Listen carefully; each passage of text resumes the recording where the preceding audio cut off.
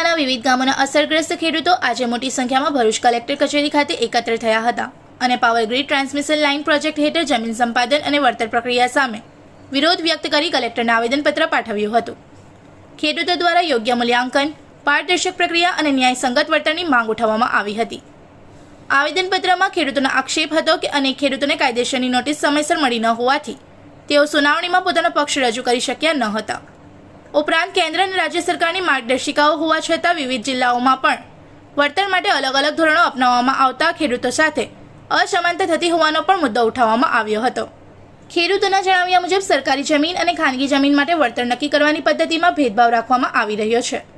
Transmission line અને ટાવરથી થતા નુકસાનનું સંપૂર્ણ વૈજ્ઞાનિક મૂલ્યાંકન કરવામાં આવે તેમજ ટાવર ફૂટિંગ, સિંચાઈ વ્યવસ્થા, જમીનના ભાગલા, ભવિષ્યના વિકાસની સંભાવના અને જમીનની બજાર ક્ષમતા પર પડતી અસરનો સમાવેશ કરીને ફૂલ કમ્પન્સેશન આપવામાં આવે તેવી માંગ કરવામાં આવી હતી। આવેદનપત્રમાં કલમ 16(1) બાદ ખેડૂતોની જમીનમાં પ્રવેશ માટે દબાણ અને પોલીસ બળનો ઉપયોગ થતો હોવાના આક્ષેપો પણ કરવામાં આવ્યા હતા। ખેડૂતોની સંમતિ વિના કોઈ કાર્યવાહી ન કરવામાં આવે તેમજ આવા બનાવોની તપાસ કરવાની માંગ કરવામાં આવી હતી। ખેડૂતો દ્વારા કલેક્ટરને રજૂઆત કરીને યોગ્ય નોટિસ, સમાન વળતર નીતિ, સંપૂર્ણ મૂલ્યાંકન અહેવાલ જાહેર કરવા, ભવિષ્યના વિકાસની સંભાવનાનો વિચાર કરવા અને દબાણાત્મક કાર્યવાહી બંધ કરવા સહિતની માંગણીઓ રજૂ કરવામાં આવી હતી। ખેડૂતોને ન્યાય મળે તે માટે યોગ્ય કાર્યવાહી કરવાની પણ અપીલ કરવામાં આવી હતી। હું નૌફલ પટેલ, ગુજરાત કિસાન સંઘર્ષ સમિતિ। હાલ અમે જિલ્લા કલેક્ટરશ્રીને આવેદનપત્ર આપવામાં આવ્યા છે।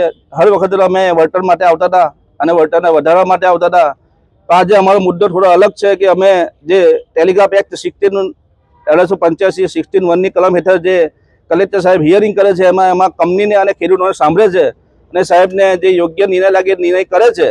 પણ છેલ્લા કેટલાક સમયથી નીચેના અધિકારીઓ અને કંપનીના માણસો મળીને એક ષડયંત્ર કરી રહેલા હોય એવું અમને લાગી રહેલું છે।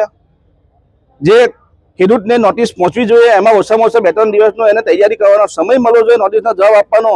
આ તો નોટિસ જ નથી પહોંચતી અને ડાયરેક્ટ હિયરિંગ થઈ જાય છે અને એનો ઓર્ડર થઈ જાય છે। જ્યારે ઓર્ડર ખેડૂતના ઘરે પહોંચી જાય છે, એ ઓર્ડર પહોંચી જાય છે પણ ખેડૂતના ઘરે નોટિસ નથી પહોંચતી, એ મોટી સમસ્યા છે। એટલે અમને આમાં કંઈ ને કંઈ મોટું ષડયંત્ર હોય એવું લાગી રહેલું છે। જેથી અમે જિલ્લા કલેક્ટરશ્રીને રજૂઆત કરીએ છીએ કે ભાઈ તમારા દ્વારા જેટલા પણ આવા ઓર્ડર કરવામાં આવ્યા છે ખેડૂતને સાંભળવા વગર, એ ઓર્ડરને રદ કરવામાં આવે અથવા એની ઉપર રિવ્યૂ કરીને ફરીથી યોગ્ય નિર્ણય લેવામાં આવે અને ખેડૂતને પોતાની રજૂઆત કરી યોગ્ય તક આપવામાં આવે। અને સાથે સાથે વળતરની વાત કરીએ તો કેન્દ્ર સરકારની ગાઈડલાઈન પ્રમાણે આજુબાજુના જિલ્લાઓમાં જે પ્રમાણે વળતર મળેલું છે અને MRC કમિટી બનાવી અને યોગ્ય વળતરનો નિર્ણય લેવામાં આવે એવી અમારી જિલ્લા કલેક્ટર સાથે રજૂઆત છે।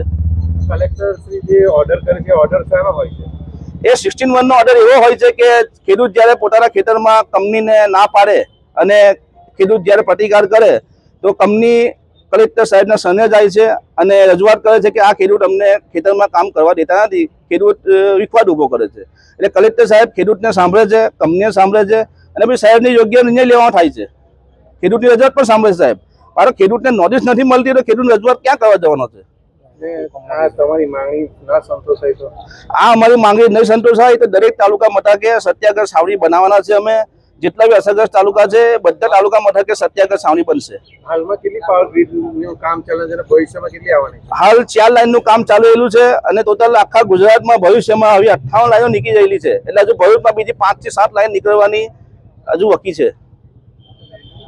इस वीडियो को लाइक करें, हमारे चैनल को सब्सक्राइब कर बेल आइकन जरूर प्रेस करें हमारी न्यू वीडियो सबसे पहले देखने के लिए।